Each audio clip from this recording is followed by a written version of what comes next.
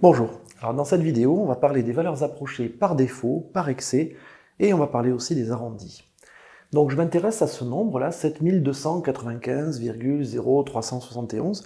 On peut imaginer que c'est un nombre que j'ai obtenu par un calcul au sein d'un problème.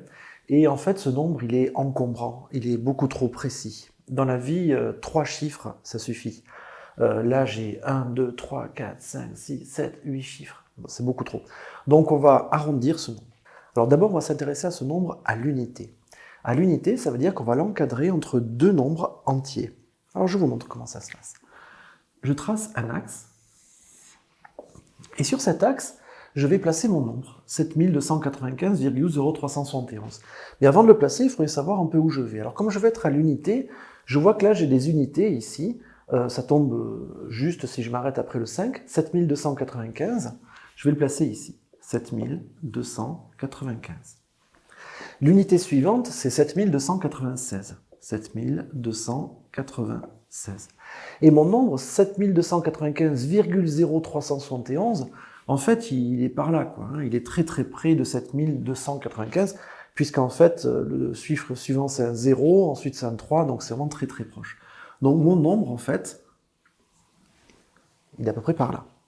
Et donc finalement, de ce petit graphique, je peux déduire un encadrement à l'unité.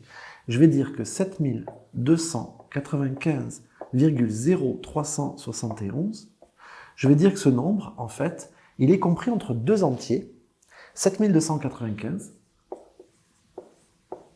et 7296.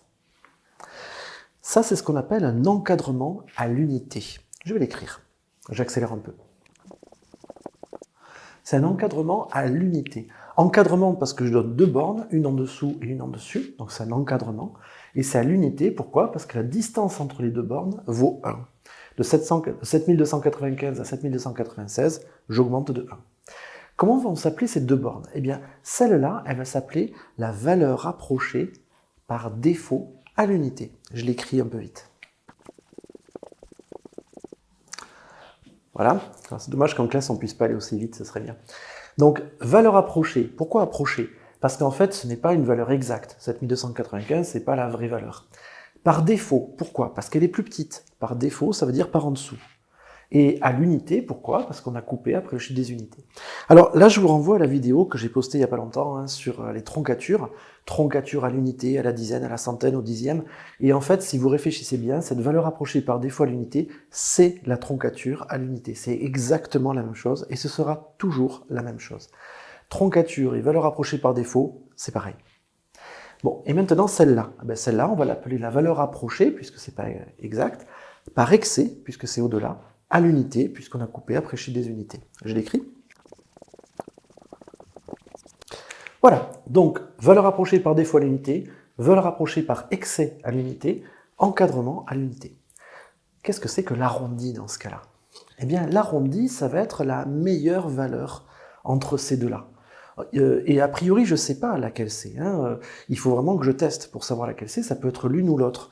On ne sait pas vraiment. Donc là, je vais regarder mon nombre. Pour avoir l'arrondi à l'unité, tout simplement, eh bien, je vais regarder mon nombre après le chiffre des unités et je vais regarder le chiffre qu'il y a après. Le chiffre qui est après, c'est un 0. C'est petit. Autrement dit, mon nombre, il est proche de la borne de gauche. Donc, la meilleure valeur, ça va être 7295. La voilà. L'arrondi à l'unité de ce nombre-là, ce sera 7295. Voilà, donc on sait arrondir par défaut, par excès, etc. On fait un autre exemple avec le même nombre, mais à un rang différent. J'efface. Alors, je repars du même nombre, 7295,0371, et je voudrais faire un arrondi cette fois à la centaine. Alors, je vais faire exactement pareil, je vais encadrer mon nombre sur un axe. Je prends un axe, je mets la première centaine, 7200. La centaine suivante, 7300. Et mon nombre, il est à 7290 et quelques. Donc, il va être très proche, ici, il va être par là. Ça, c'est mon nombre, 7295,0371. Voilà. À partir de là, de cet encadrement graphique, je peux en déduire un encadrement numérique, c'est-à-dire que mon nombre, 7295 0,0371, je peux l'encadrer entre deux valeurs à la centaine, 7200 et 7300. Je vais remettre le même vocabulaire que tout à l'heure.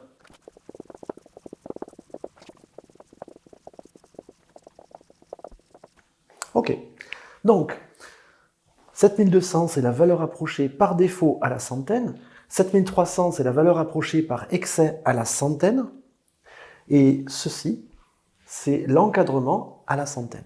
Encore une fois, je vais me demander quel est l'arrondi à la centaine. Alors pour ça, c'est tout bête. Je vais regarder mon chiffre des centaines, c'est le 2.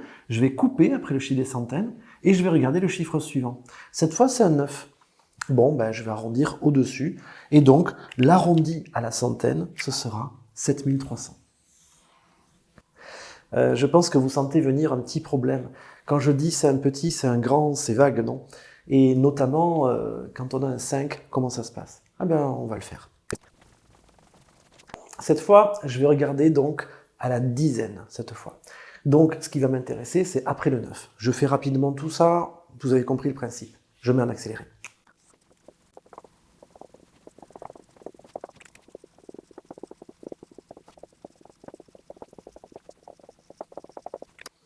Alors, c'est bon, donc là j'ai refait exactement pareil.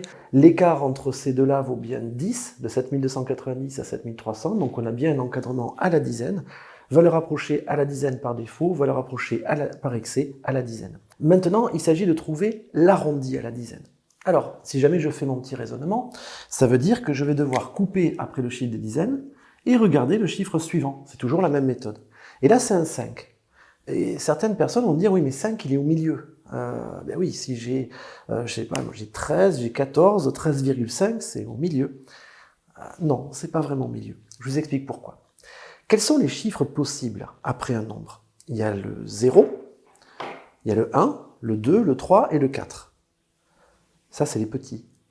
Et ensuite, on a le 5, le 6, le 7, le 8 et le 9. Ça, ce sont les grands. J'ai bien 10 chiffres possibles. Et 5 fait partie des grands. 0, 1, 2, 3 ou 4, ce sont les petits.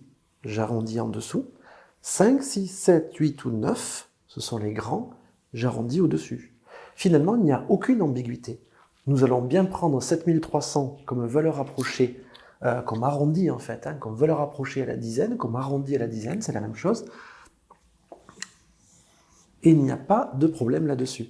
Voilà, mettez un like si la vidéo vous a intéressé, si elle vous a aidé aussi. N'hésitez pas à mettre des commentaires, bien sûr, sur des choses que j'aurais peut-être oubliées éventuellement. Et à bientôt. Au revoir.